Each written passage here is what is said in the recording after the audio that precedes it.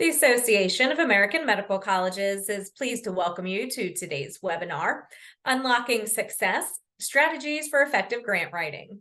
My name is Jennifer, and it's my pleasure to facilitate. Please note we did mute all participant audio. If you need help, send us a message. The presentation will last up to 75 minutes and does include time for Q&A at the end. You may submit a question, though, at any time by clicking the Q&A button at the bottom of your screen. You may also post any comments to the chat. To access these slides, please click on the Handouts tab where you logged in today. I'll also post a link in the chat here momentarily. It's now my pleasure to turn it over to Adrienne Barrios from the AAMC. Adrienne. There we go. Good afternoon, everyone. Thank you, Jennifer. My name is Adrienne Barrios. I'm the Workforce Transformation Program Specialist at the AAMC. This session is part of a series of learning opportunities made available to members of the AAMC Pathway Programs Consortium, hosted on the AAMC Communities Network. This conversation aligns with one of the priorities of the Transforming the Healthcare Workforce team at the AAMC, which is to provide pathway programs with resources, tools, models, and an established community that will enable them to measure and track program outcomes, enhance program structures and offerings, and increase impact. Today's webinar with our guest speakers, with our guest speakers, we'll focus on promising approaches for grant writing and provide more information to this community about funding opportunities that may be relevant for many of your programs. And so today we have Tammy Mayo-Blake. She currently serves as the chief of the Health Careers Pipeline Branch within the Division of the Health Careers and Financial Support at the Bureau of Health Workforce within the Health Resources and Services Administration, HRSA. She leads a team of public health and education professionals in administering 4 health workforce education and training grant programs with 181 grant recipients and an annual appropriation of over $146 million. The area Health Education Centers, which is one of them, AHEC, Centers of Excellence, the National HCOP Academies, and Scholarships for Disadvantaged Students programs are all designed to increase the number of students from disadvantaged backgrounds and underrepresented minority groups in the health professions. We're also joined here today by Jeremy McIntyre. He's a program director in the Division of Training, Workforce Development, and Diversity. He manages grants in the Graduate Research Training Initiative for Student Enhancement, Bridges to the Doctorate, and Initiative for Maximizing Student Development Programs. He also administers the Diversity Supplement Program and manages F31 awards aimed at fostering the development of a diverse and highly trained pool of scientists. We have Dr. Nancy Moreno joining us today. She is a professor and department chair of education at Baylor College of Medicine in Houston, Texas. A biologist by training, she has dedicated her career to advancing science and health education. Currently, she serves as the director of Baylor's Center for Educational Outreach. Dr. Moreno's research is funded by institutions like the NIH and NSF, focuses on interdisciplinary science education, educator development, and fostering partnerships for systemic change in STEM education. And finally, we have Estelle Williams, currently an assistant professor of surgery in the School of Medicine and an acute care surgeon in the Department of Surgery, Section of Emergency General Surgery at University of Washington School of Medicine. She also serves as the vice chair for diversity, equity, and inclusion in her Department of Surgery. Within the School of Medicine, she's also the executive director for the Center of Workforce Inclusion and Healthcare System Equity, which supports ecosystem programming for marginalized students starting at the elementary grade level across the UW School of Medicine and health system. Her passions include health justice, healthcare disparities, healthcare workforce diversity, and ecosystem programming to increase the number of students traditionally underrepresented in medicine and healthcare careers. And before turning it over to our panelists, go ahead and enter where you were calling in from today in the chat. I will just do so now, just so we can kind of get a better sense of who's all in the room today.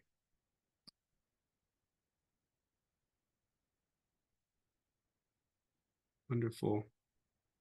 All right, I will go ahead and thank you. Good to see everyone coming in here today. Great.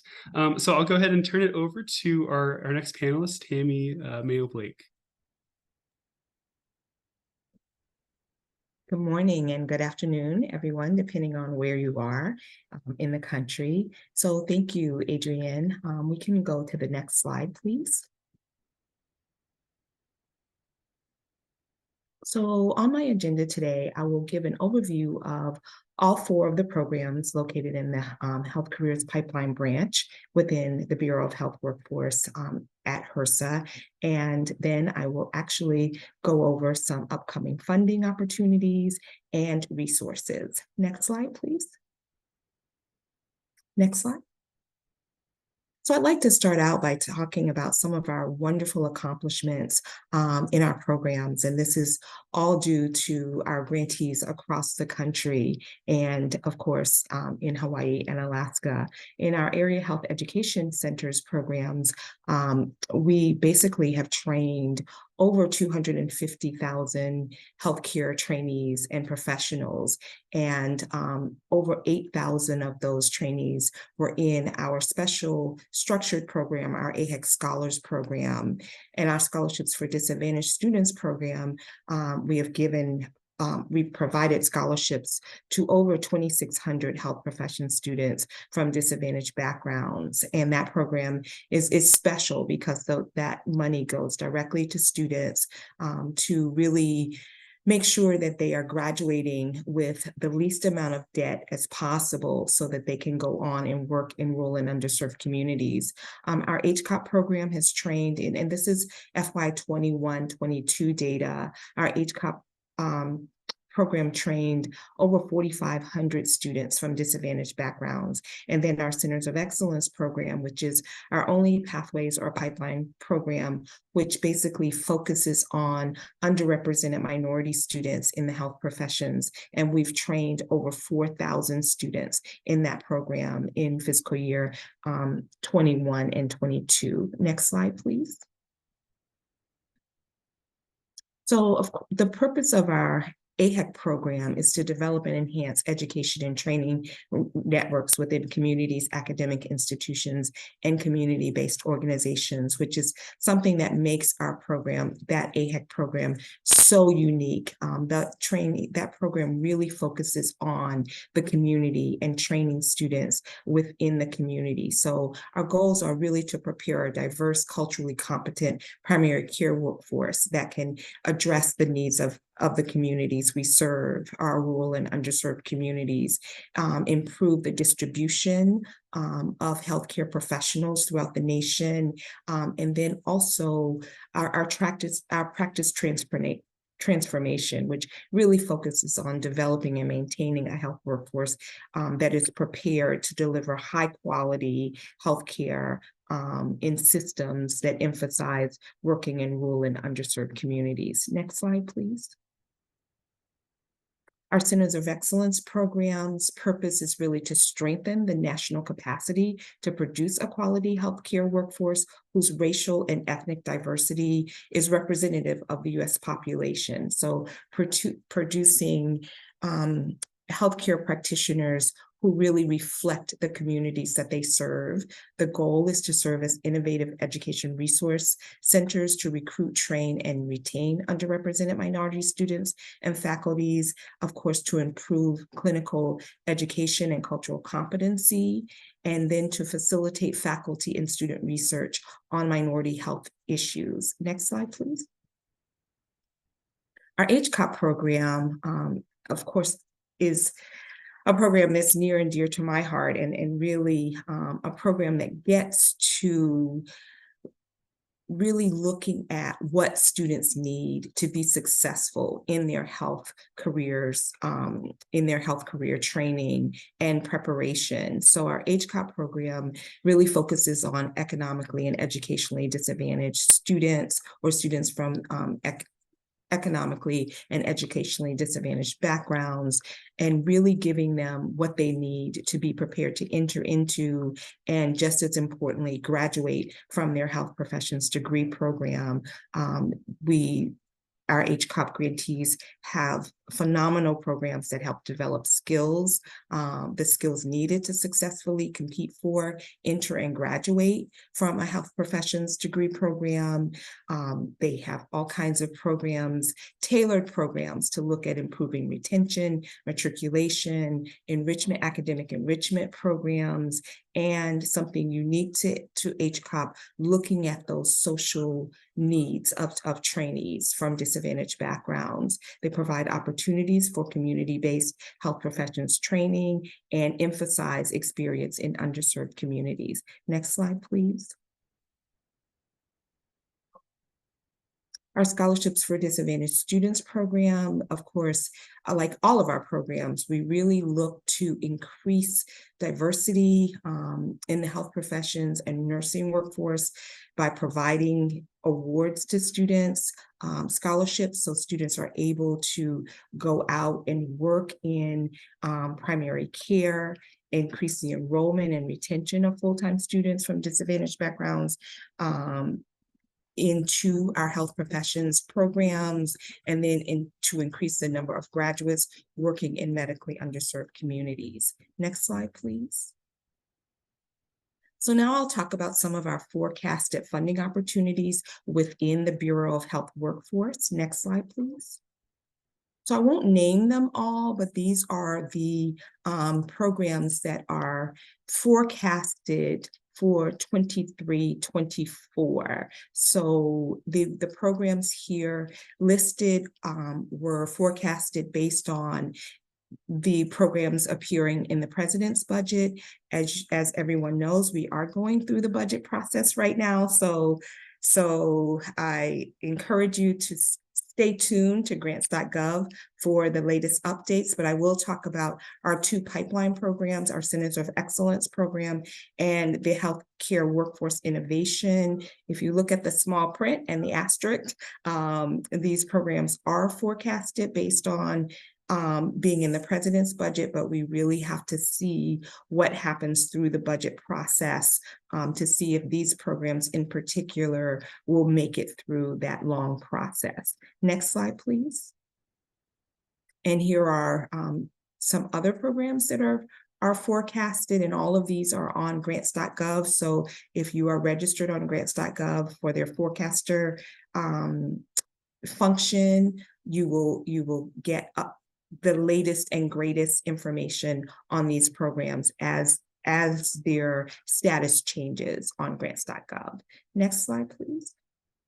And here are the things that you're here for, to talk about what really are some tips on really looking at preparing really strong applications and some of the things that may be helpful to you as you look at applying for HRSA grants in particular.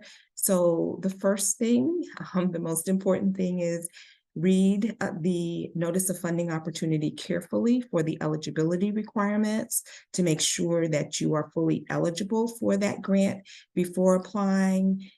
Adhere to the deadlines. HRSA grants are normally posted anywhere from 30 to 90 days. We really, I think, average 60 days on grants.gov, and those dates are fixed. So we recommend that you try to submit your application at least 7 days prior to the deadline for any glitches, anything that you need to update, the computer blowing up at 11:58 p.m. Eastern Standard Time, as all grants are due, all applications are due to grants.gov by 11:59 p.m. Eastern Standard Time. Attending the technical assistance webinars. The webinar dates are posted in the Notice of Funding Opportunities, and they are also posted on the website of that particular grant opportunity. So those technical assistance webinars normally happen 2 to 4 weeks after the grant has posted. The Notice of Funding Opportunity has posted to grants.gov. So please read over the Notice of Funding Opportunity, come to that TA webinar with your questions, any clarity that you need.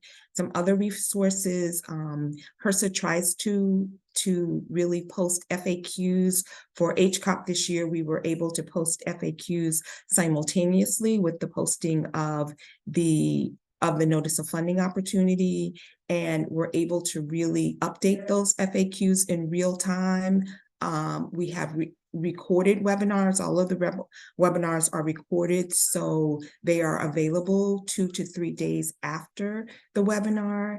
And project officers are also available. There is a mailbox that will be posted in all of the notice of funding opportunities. The important thing to know about those mailbox, we try to answer questions within 48 hours of receiving them, but sometimes we're bombarded, so it takes a little bit longer, and we can answer general questions, but we cannot answer questions that would be tailored to your particular notice of funding opportunity or your particular application. Next slide, please. And here are some really wonderful grant writing resources. HRSA offers the Writing a Strong Application, and another very quietly kept secret is one of the great ways to become a great grant writer is to become a grant reviewer. So HRSA has opportunities for subject matter experts to apply to become grant reviewers, where you learn a lot of information about what to look for in applications, what grant reviewers are looking for, what your peers are doing and writing, and how they're structuring their applications. So this slide contains some information, and these slides will be available, so you will have access to all of these resources. Next slide, please. And then this is just some information about HRSA and applying for grants. So, and then of course, everyone wants to make sure that you are hooked into the grants.gov forecaster for real-time information and updates on the types of grants you're interested in applying to for your organization. Next slide, please. And this is just some ideas about how to connect with HRSA to see what great things are going on within HRSA. Next slide. Thank you very much for your time.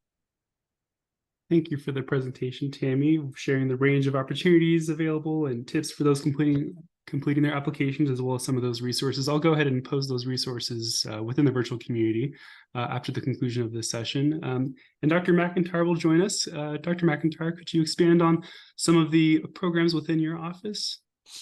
Yeah, so glad everyone could join us, and happy to talk with you today about what we have going on at NIGMS, particularly in the Division of Training, Workforce Development, and Diversity. So next slide. So we have several cross-disciplinary undergraduate pre-doc training programs, many of which are designed to promote diversity in the biomedical research enterprise. Most of these programs are what we would say are available through the National Research Service Award, or NRSAs, under T activity codes. So these are going to be T34s for undergraduates or T32s for graduate and MSTP type training programs. Largely, these awards are going to be made to the organization to support cohorts of trainees for 1 to 3 years each, although these are 5-year awards. So we do often expect that there will be multiple cohorts that start during each year of the award, and that they are maintained throughout several years. These awards provide support for both research training and research experiences. So graduate students, largely research training, a lot of research experiences for undergraduate students. They should be or have funding that will come along for career development and support, as well as providing money that will cover a portion of tuition and fees, as well as stipends for the students supported by the awards. One thing to note for many of the programs that I'm going to talk about, NIGMS actually has a organizational eligibility sort of a tree to design which sort of programs one might apply for. And these are determined by looking at the average of RPG or NIH research project grant fundings over the last 3 fiscal years prior to an application being submitted. And we break our institutions up into what we call a research active. Those would be institutions that are receiving less than $7.5 million in research project grant funding each year, and research intensive institutions are those that are receiving over $7.5 million RPG funding each year. And for these, really what this means is that there are distinct programs for each of these two different institutions that they're applying for. And so I'll note these as we go through sort of what NIGMS is currently has in terms of funding. And I'll also note sort of different from many like T32 programs and others, that for most of the programs that we do, there is just one application due date per year. So these are important when considering what to apply for. Next slide, please. So as I said, we span sort of development or education. And so just I see a question, institution. So really for this, we mean colleges or universities. A college of medicine, what we mean is that you have an organizational identifier number. So a college of medicine that has the same identifier as the university as a whole counts as the institution. So it's an organization that's applying for this sort of award. So for our undergraduate training, we have 2 programs, one for which we call the URISE. So these are for institutions that are under $7.5 million RPGs. And then there's the MARC program, Maximizing Access for Research Careers. And these are organizations that have over $7.5 million RPG. These programs are really designed to emphasize the development of diverse pool of undergraduates to complete their baccalaureate degrees and then transfer into research-focused biomedical higher degree programs. So we're looking for programs that will move students into a PhD or MD PhD programs. These have one submission date per year. And I will note that as of right now, the NOFOs for both of these 2 awards have expired. So they are cleared by the NIGMS Council. So there is work being done to reissue these. We expect that they will be done in the future. Next slide, please. So following undergraduate, we have 2 distinct programs really designed to help individuals that have received their baccalaureate degrees then pursue moving into graduate and really PhD or MD PhD programs.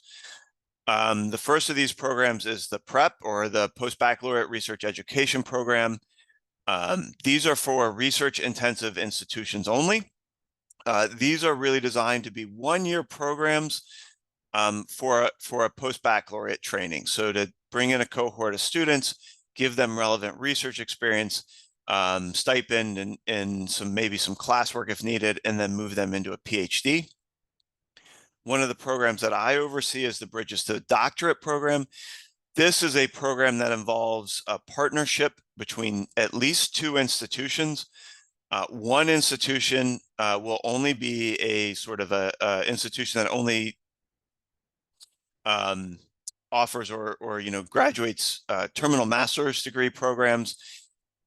That is the institution, the master's degree institution, granting institution, and then partners with PhD programs to help transition. And so you can support students at the master's degree level and then move them into PhDs. It can bridge a master's to PhD between these 2 different institutions.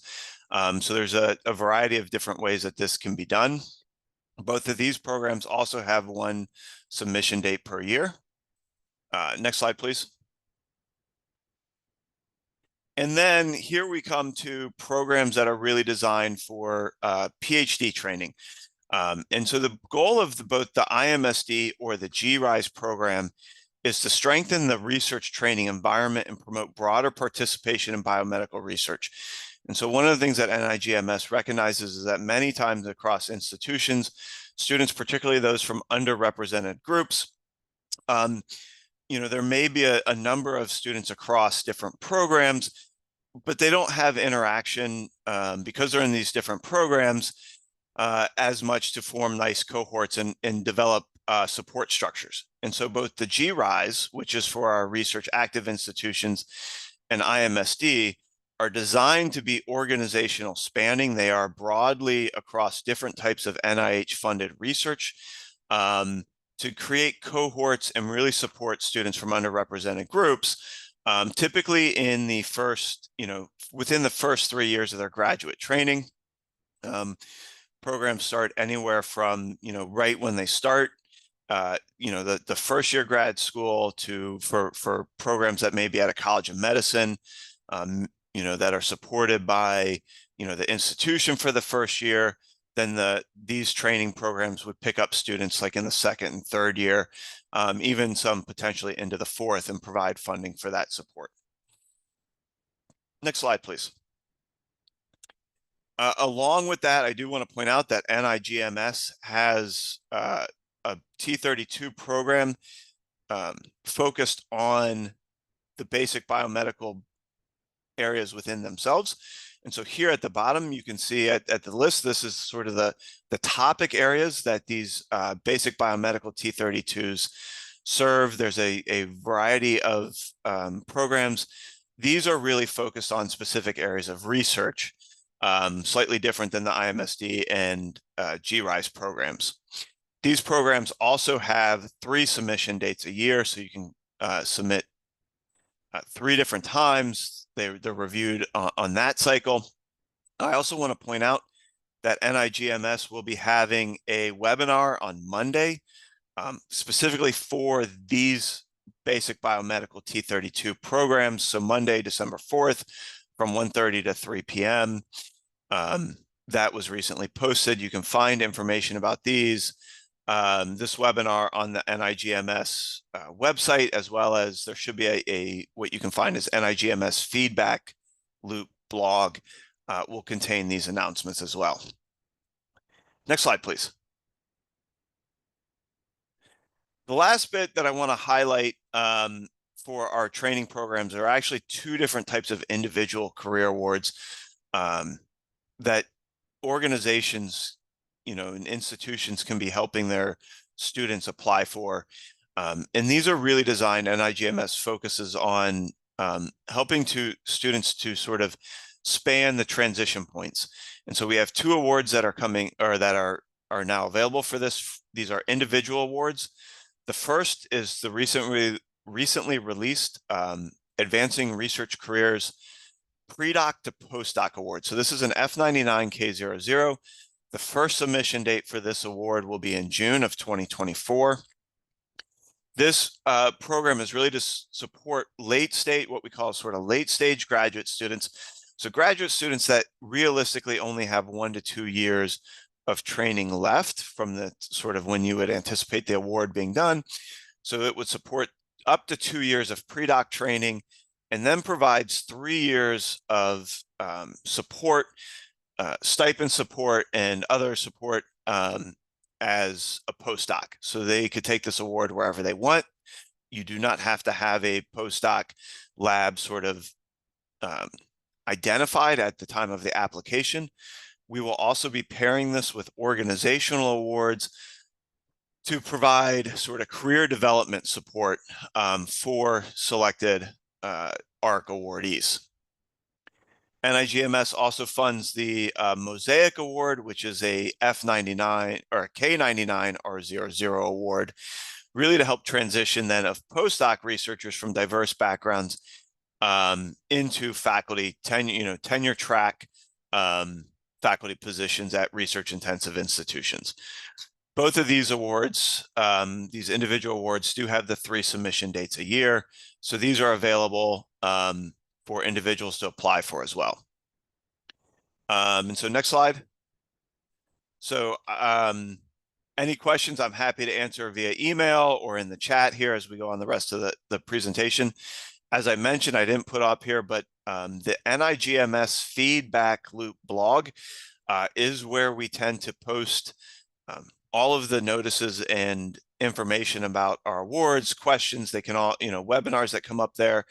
When the NOFOs are posted, those will also be on there, that blog as well. It's updated 2 to 3, sort of posts a week.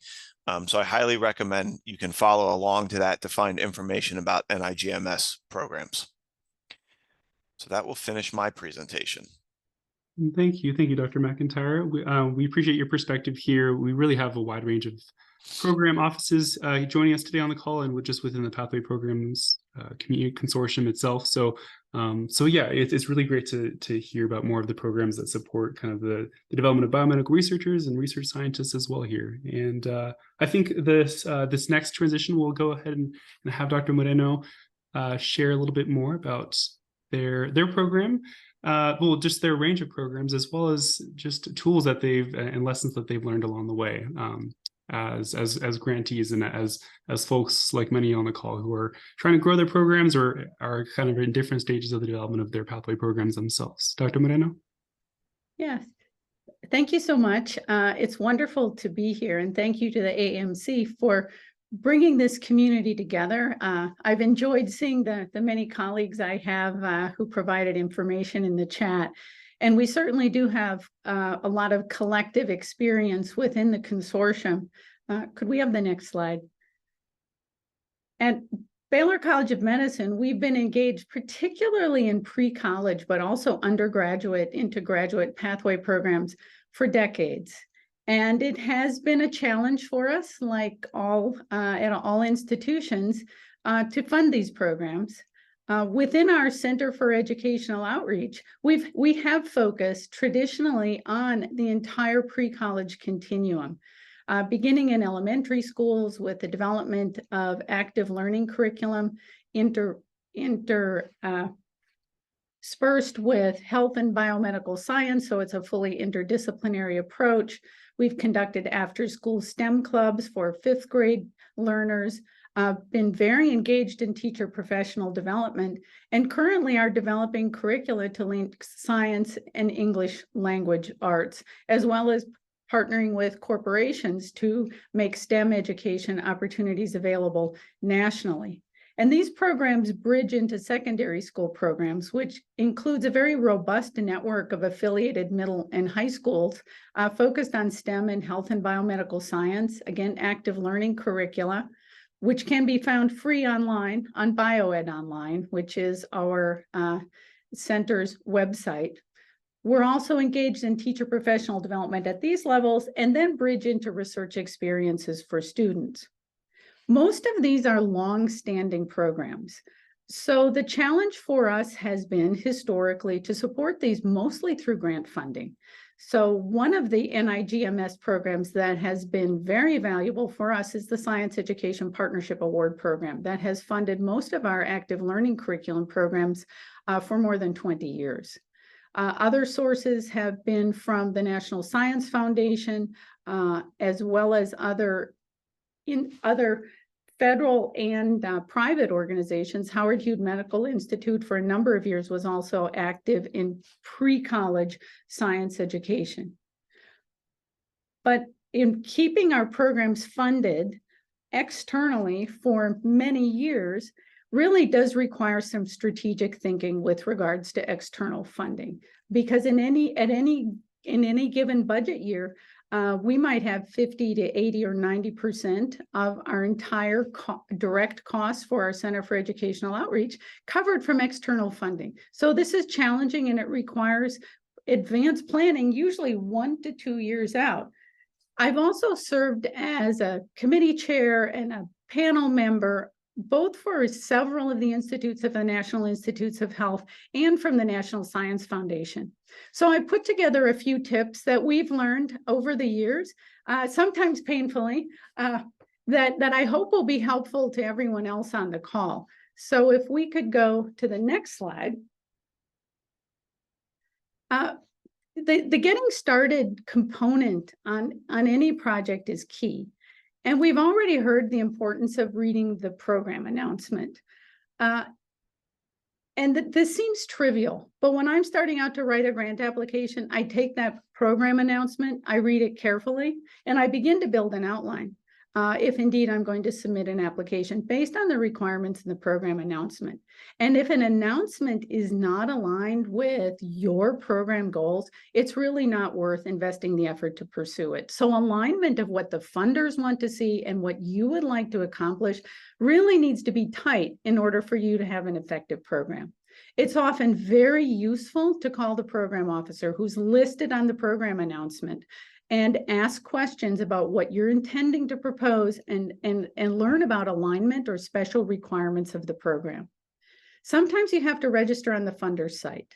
So if you do not have a username in the ERA Commons or in grants.gov, for example, this is something you should work with your own Office of Research to have, so that when you're ready to apply, you're not needing to go through additional steps just to be ready. And of course, adhering to deadlines, we've already heard, is a critical step, as well as following directions. We typically will create a reverse timeline, allowing at least 2 days to enter online information.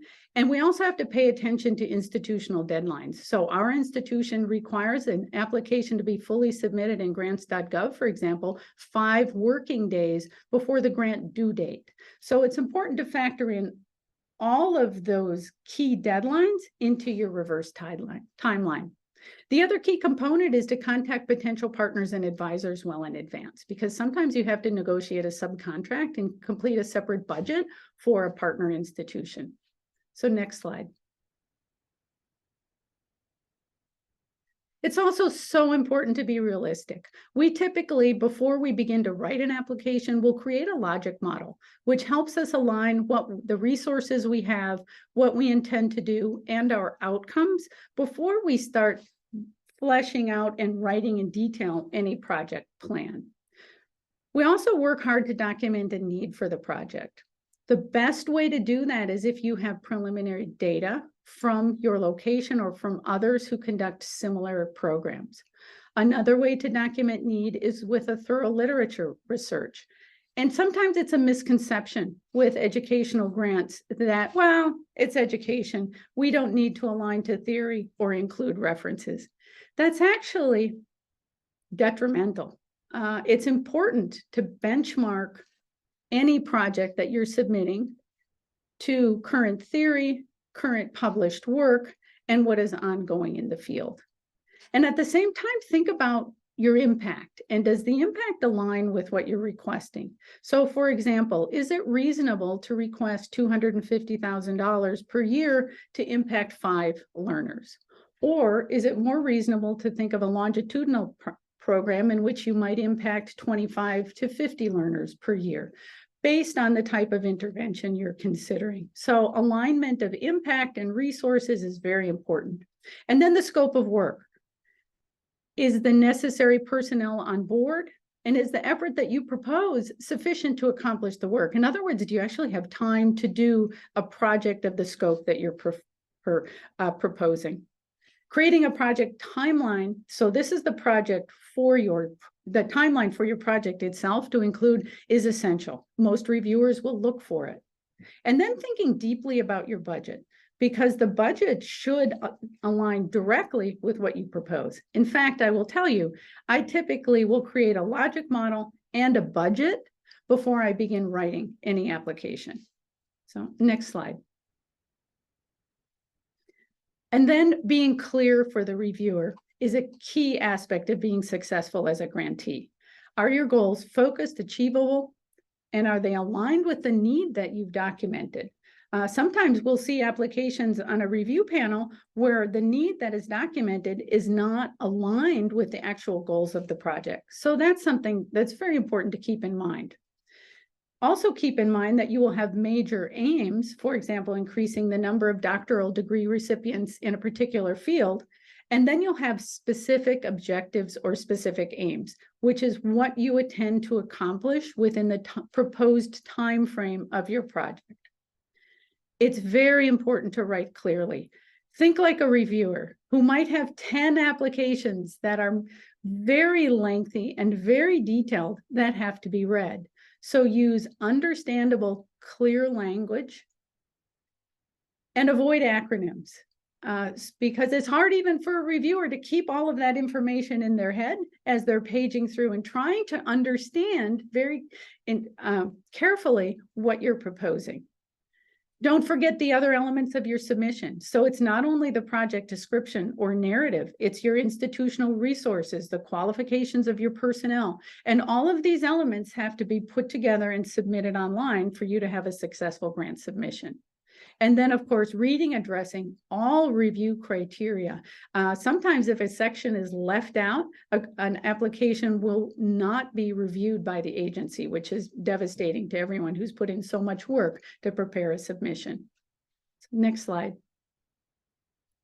Also key for any educational program that you submit is to make certain you have a robust evaluation plan, that your evaluation is aligned with your project goals and objectives, and that it focuses on 3 aspects of evaluation.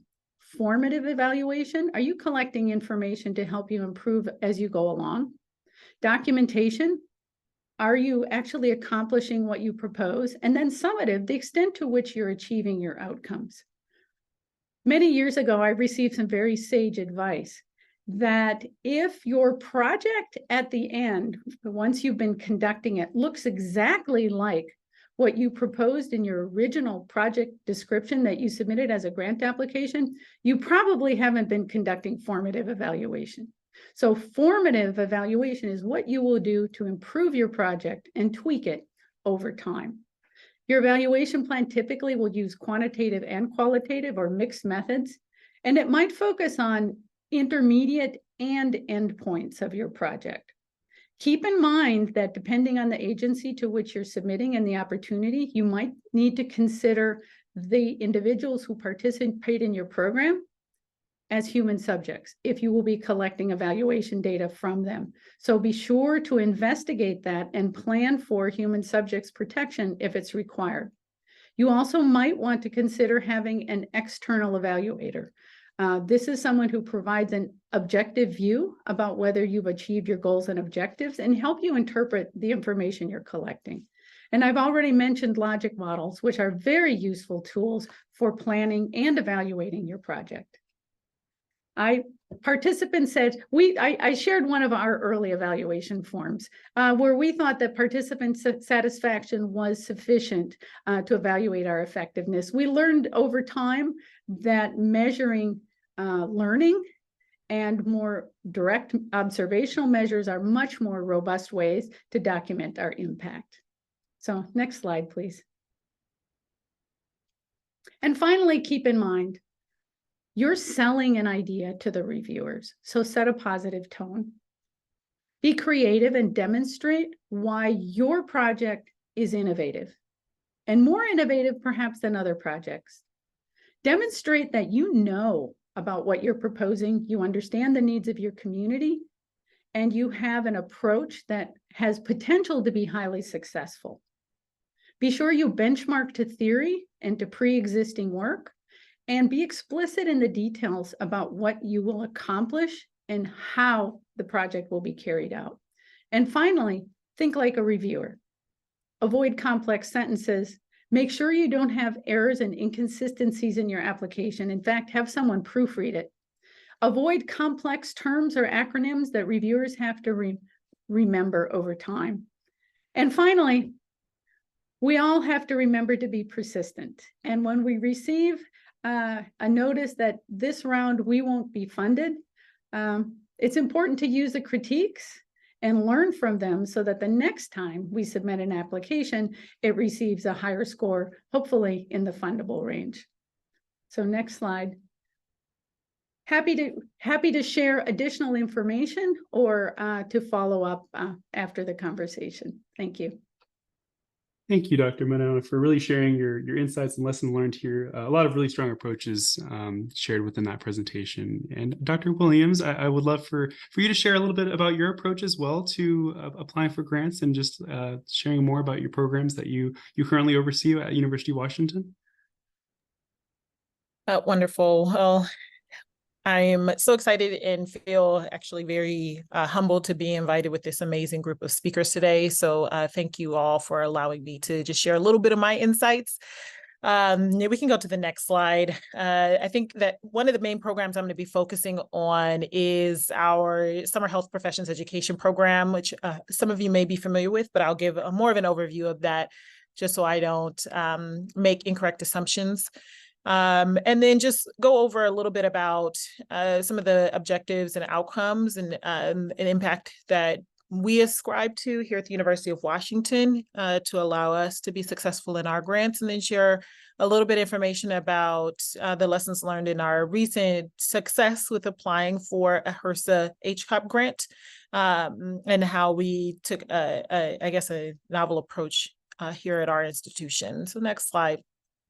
The Summer Health Professions Education Program really has existed for going on 35 years now. We'll be celebrating 35 years after this next academic year.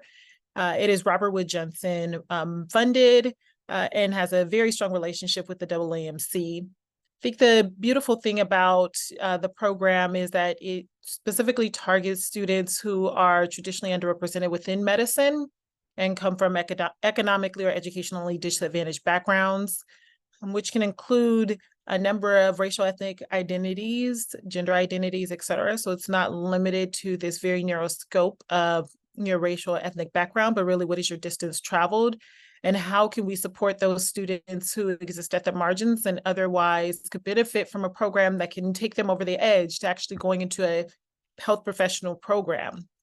The program at its inception really focused on medicine, but over the years has evolved and now includes additional pathways, which include dentistry, and then a third pathway, which is varies by each of the 12 sites, but includes everything from public health to nursing to pharmacy. It just depends on the strengths of that particular institution and site. So here at the University of Washington, we offer medicine, dentistry, and public health as our 3 health professional pathways for scholars.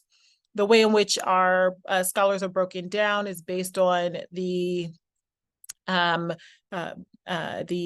of financial support that each pathway offers. So medicine has the largest portion of students because we offer the most financial support. So we get 40 scholars in the medicine pathway, and then 20 in the dental pathway, and 20 in the public health pathway.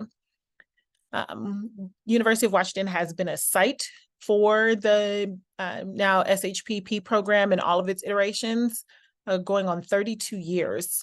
So we have had a very strong model of success that has allowed us to be successful in multiple RFPs, to continue to receive funding from Robert Wood Johnson. And I hope to share just a little bit about how we do that. Next slide. So really, our program objectives have been very clear. And I think this goes and hopefully follows nicely to what Dr. Moreno just outlined, is that we try and be very clear and concise about what we're trying to achieve with our scholars. We really try and focus on what our strengths are in this region and speak to that. I think that every time I hear a lot of the language around grants, one, I will tell you all very straightforward, like I'm a busy surgeon, I don't have a lot of time, and I still have a 60% clinical practice. So this is not most of my like FTE. And so really being able to kind of lean into what are the things that we do well and how can I articulate that efficiently and succinctly, and then who are my partners within my institution that can help me be successful in running these programs. So this definitely isn't a me, it's a we. And I want to make for sure I give a lot of credit to the partners that I have. And I'll speak a little bit more about that and how we even still fall short of what that administrative support looks like, and how that is continues to be sort of like at least a thorn in my side, but some of you may resonate with that as well. But when we think about what are the strengths in our region, that's how we approach the idea of something being sort of innovative or novel. I get very intimidated by that terminology, because in my mind, especially when we look at the literature or data about what are the ways in which we can be successful or support students, we've looked at a lot of, a lot of individuals, a lot of passionate individuals have looked at the things that help support our students, and we kind of know what they need. And so I sometimes get intimidated by, well, what could be novel in this space? And we already know it needs to happen. Like, how do I create something new? And I think that there's always room for improvement, but I think that's where that continuous evaluation comes in, and understanding like do the gaps persist and how have we fallen short? And that's maybe what's novel. It's like, well, we tried this way and we need to figure out a different way to address it. And so we really had to lean into the University of Washington about what our regional focus is. We are a regional medical school. We service the 5-state WWAMI region, as we call it: Washington, Wyoming, Alaska, Montana, and Idaho. We have new partners with Washington State University, as they have now developed a medical school as well, which previously University of Washington was the only medical school for that 5-state region. And I just want to shout out, because I saw in the chat someone is here from WSU, so hello from my region. And really, in thinking about who's the demographic or population, with 27% of the US landmass represented within this space, a large Indigenous Native population, and a large amount of rural health, we really wanted to think about what are the basic tenets of population health and how do we engage community, especially when you think about the very real needs of that community. Now, that doesn't fit for everybody, but we had to be very mindful about what's the population that we have here in our region and how can we meet the needs of those specifically. We really have a intense preparation for pre-health focused work. And when I think about even the idea of something being novel or innovative, I think about the shift that has happened since the pandemic, and where are our scholars struggling? In that, in a 6-week summer program like we have for SHPP, you're not going to be able to teach somebody OCHEM in 6 weeks. You're not going to be able to teach them all biology. But what we can do is teach them how to learn. And that will give them a foundation they can carry to any class, any coursework that they encounter during their educational career. And so that was one innovation, just to give you a real prime example of what we did and how we have continued to look at. And that's something that we're going to be reporting on as we think about additional grant opportunities in future, is really, again, continue to meet the needs of our scholars and evaluating what we do, how we do it, and how we can improve it. And that it can be that innovation that you're looking for. The professional and personal development, and then as well as the roadmaps for preparation needed to be competitive applicants. So we developed a REDCap survey tool that our scholars can use that basically functions to outline everything they need to apply into professional school, and allows them to go through and kind of have a template or essentially a roadmap. And so, again, very clear, concise statements about what we're trying to do and how we seek to achieve it. And again, meeting our students where we're at, because those are things we can then report back on. And it's not overreaching. It's not something that's very kind of hard to say how we can achieve those objectives. And it really just means that we've taken an intentional approach of understanding who we're trying to reach and how we want to make for sure that they are going to be most impacted in a positive way. Next slide. So just to, again, using our Summer Health Professions Education Program as a model, I just want to give you an idea of what and how our program is structured. So we were able to implement another sort of innovation, and that cost is a really big thing. And again, we're on a call about grant writing because, let's be real, it takes money to run these programs and there ain't a lot of it out there. So we really have to be thoughtful about how we implement our programs in order to be able to be sustainable.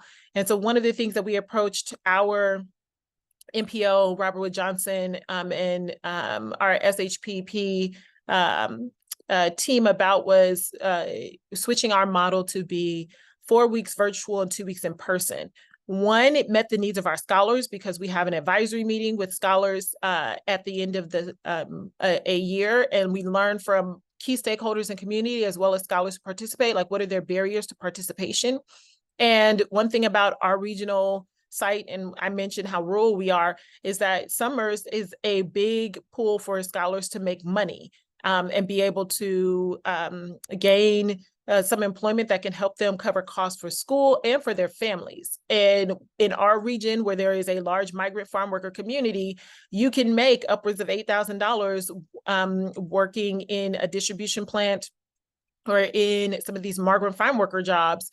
And we're not able to compensate our students that much. So we needed to be able to give our scholars maximum flexibility to be able to still participate in our program and get these skills that can help them along their journey for what their ultimate career goal are, but also recognizing where they're at in life right now. And so that's why we did 4 week virtual and 2 weeks in person, to allow them more flexibility with the 4 week virtual timeframe where we only spend 4 hours of the day in the classroom. They had the majority of their day free to work and do other things. And then focusing all of our teaching around more the content in that virtual space, and then just saving our experiential learning, shadowing, other clinical opportunities for when they are here in person with us for those 2 weeks on campus. And that saved us a lot of money instead of having to pay for 6 weeks on campus in dorm living, when the cost of doing that is really not feasible, not tenable for us. So next slide. And again, I hope this is helpful, but this is just trying to give you a very concrete example so you see how we implement, and you can think about, how does this apply to you and your own institution and how it can be helpful. When we think about what our outcomes are, we really, again, are very clear and concise about what our short-term goals are and what our long-term goals are. And so this is just a brief, I won't read through these, but just to give you an idea about what are some of the short-term goals that we are hoping to engage with our scholars, and being able to outline those clearly so grantors know that these are the very concrete things in plain English, what we're doing to help engage our scholars. Next slide. And this, again, outlines what our long-term goals are, which is hopefully matriculation to a health professions training program. And we have been collecting data over the 32 years to see where our scholars actually end up and be able to report the outcomes of the successes in this program. Again, to report back and make us a very strong candidate for future ongoing funding. Next slide. So I do want to switch gears a little bit just to understand a little bit about lessons learned from grant funding. So I mentioned that we were successful in obtaining the most recent HRSA HCOP grant funding. And I think this probably echoes a lot of what Dr. Moreno said about funders caring about the impact, sustainability. And collaboration is something I want to focus on as well. And I'll go through that in just the last few slides. But I just want to highlight, because I mentioned like some of the thorns in my slide around grant funding, and that the operational funding is often limited or not supported in a lot of these grants. And that's key to a lot of sustainability. So we're still trying to work through, like, how do we get funding that both allows us to run our programs, but also support the operations behind it, because this takes people power. And it is very challenging to have, my team, I have a team of 3 individuals who are doing this work full time. And we have to be innovative in how we do this. So we've moved to hiring some student interns that give students some very key work skills, gives them some degree of funding, and it allows them an opportunity to see kind of like the back end of what happens within healthcare workforce development. And students who are passionate about it gives more near peer opportunities for them to engage with their other scholars who are interested in going. So I want to just highlight real quick this idea of collaboration, if we can move forward, just to give you an idea of how we outline our programs to our recent HRSA application. So we have a number of different programs that exist within my office. I highlighted SHPP, but we operate a number of different programs. And we had to show basically how we have what I like to call an umbrella of programs that can follow the students across their educational career arc. So a student can start in our program that begins honestly at K through 12, and then continue along into each of our different programs to support them until they reach their ultimate goal. So one of these is a high school, and all of these were included within our HRSA grant, although not asked for direct funding support because we have different funding mechanisms for some of these. But it was really to outline like the idea of longitudinal support and follow through for students, because we recognize like one summer program is not going to be the end all be all. These students require a lot of support, and we want to make for sure that we're able to meet them where their needs are at that moment in their educational career. And it changes based on where they're at. So this opportunity gives them initial exposure to research, because a lot of our scholars, especially when you talk about scholars from disadvantaged backgrounds, count themselves out as researchers. They feel like they're not smart enough, they don't have enough experience, et cetera. And they miss out on a lot of opportunities. So our idea of engaging them as high schoolers gives them some critical information, input, and encouragement early in their career. So then they know that they are scientists as well and can help impact the future of medicine and science, especially when in regards to looking at their communities that are impacted and the different health inequities that they face from both a bench science or a translational standpoint. Next slide. And I'll move through these pretty quickly. UDOC is a 3-week virtual, 3-week in-person summer program for students, high school juniors. And the idea being that this is more of the hands-on curriculum, more experiential based, and actually exposes the students to the different health careers to understand how you can translate this into different, how different careers play out. So next slide. And then we have our SHPP program, which already existed with Robert Wood Johnson, but through our HRSA grant, we actually wanted to expand this into longitudinal support. So again, like I said, doing the summer program may not meet all the needs. These scholars need ongoing support. So how can we build out a longitudinal program that's going to continue to follow the scholars with very targeted curriculum to meet the scholars where they're at and with their specific needs as undergraduate students until they get to their ultimate career path and enter a professional school. Next slide, because I'm pretty sure I'm out of time right now. So I just want to highlight and then we have our HCOP Ambassadors program that actually engages the scholars when they make it into their professional degree program. So again, we want to make sure that we have this near peer mentoring and ongoing support to make sure that people reach their ultimate success. Next slide. So this just gives you a quick breakdown of how we see all of these scholars moving through each of our programs, and really just shows you what we highlighted to the funder to show that we are creating a longitudinal comprehensive program with collaboration amongst each of the programs to continue to support our scholars long term. And this was our sort of novel approach. Next slide. And it incorporates not just our programs that I outlined here. Next slide. But it also brings in other non-HCOP programs that are standalone, but in the community. So we're partnering with other programs that are in our UW community and elsewhere to continue to help support their scholars, whether it's like this Endure program to help them go into a PhD program, next slide, or if it is another program that helps them with other opportunities for research, like this one, which is a focus on addiction research, et cetera. So the idea is that we want to give our scholars as many opportunities as possible and help support them to be successful and be and ensure that we have wraparound services throughout their entire career arch. So thank you so much. Next slide. I think that should have been it. Yes. Thank you. And thank you so much, Dr. Williams, for your presentation. So we're going to switch gears here. We wanted to give you all a little bit of time to ask a couple of questions. You can post your question in the Q&A box at any time. Let me go ahead and take down the slides, though, and we can have the panelists share their, put their own cameras on so you can see everyone.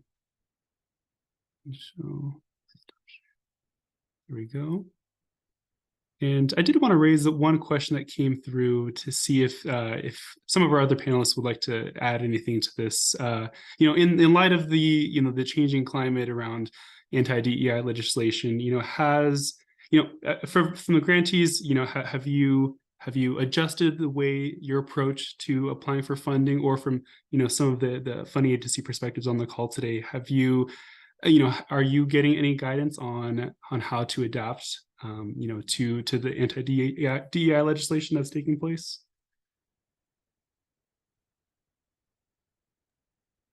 If I may, I can start. We've met with our Attorney General because we have a number of different programs, everything from these outreach programs to even a funded sub-internship for like medical students who want to come into different specialties. We have a number of different programs that exist across multiple platforms at UW.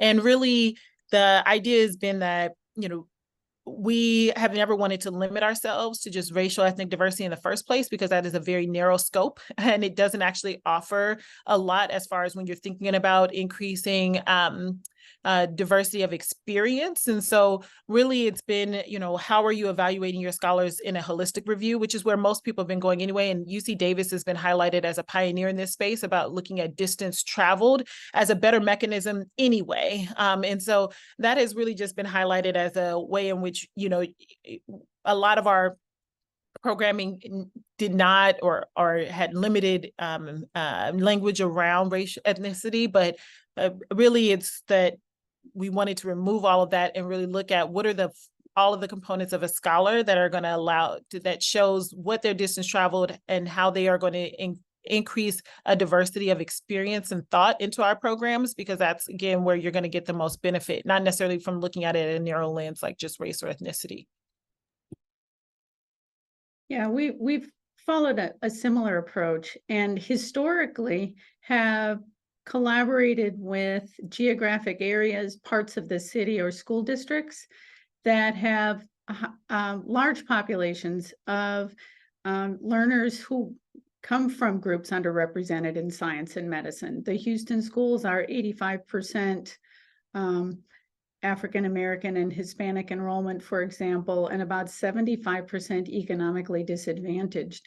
So by working with community partners, we then enhance the opportunities to recruit appropriately into our programs. I can talk about the HRSA or our BHW perspective right now. So I think, as everyone knows, that this is a very complex issue, especially for federal programs who are governed by statutes and legislation. And so for us, we really are taking kind of each program based on its statute. So our HCOP and our SDS programs really use a lot of language around disadvantaged and students from disadvantaged backgrounds.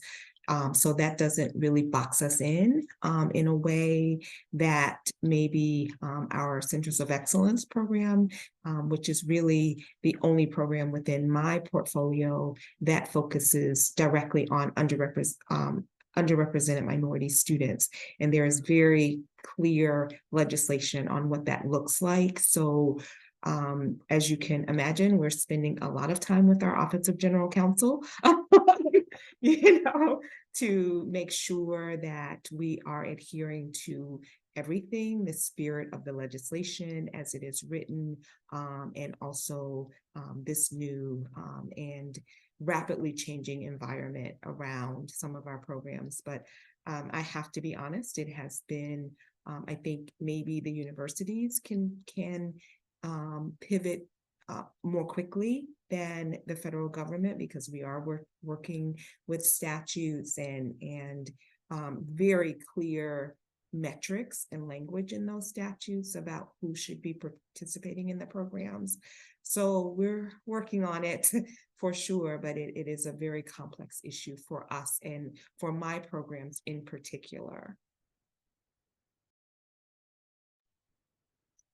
From NIGMS perspective, we largely, NIH has a notice of their interest in sort of underrepresented groups and diversity.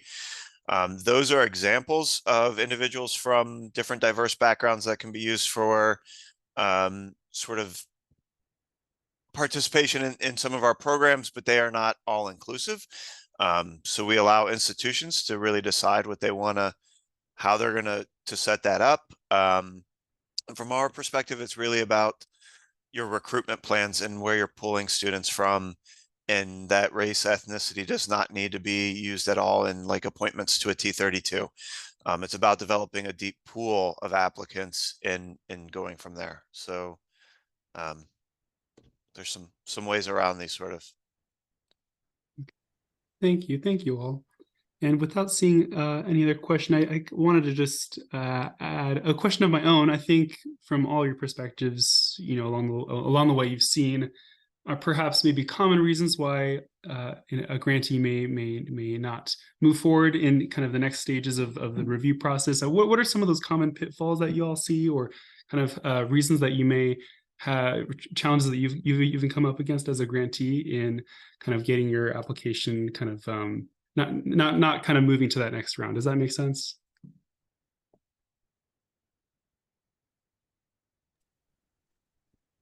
I'll jump in. So from reviews that we've read, that I've looked at over like IMSD, GRISE programs, common themes, I would say typically are applicants that are sort of not using data to support like what their program is, data behind what your student outcomes are and how those match with what you want to change within an institution and where you want the impact to be. So is it improving time to degree? So let's say there's a decrease in, a length in certain groups of students and how long they're taking to finish their PhD. The data needs to support that, and you need to have good data underlying your methods. to really try to say, like, this is how we're going to reduce that time to degree for students from underrepresented groups, so that they're, finishing their PhD in line with everyone else. So I think that that really is a big one in those data tables that we have in the NIH grants and how they're done. That's a big area for reviewers, sort of what they're looking at in the grants and how they're scoring them, and what I'm seeing as well. And then also applying like data-backed methods for your curriculums, not just sort of vibes on what we think is going to work, but actually having like literature and background to cite like what the programs are going to propose and how they're going to work, are sort of the important things. Thank you for sharing that. And we have time for maybe one more panelist to build on that if there was anything that resonated with you there, or kind of sharing some insights of your own in approaching this. One thing that I've noted over the years is the importance of considering including community partners as advisors and or participants on a project. So for example, if a project is being driven solely by a research institution, School of Medicine, university, without co-planning with community members, or without community members or other educators as advisors, that's usually flagged as perhaps in applications that's not fully considered community needs, for example.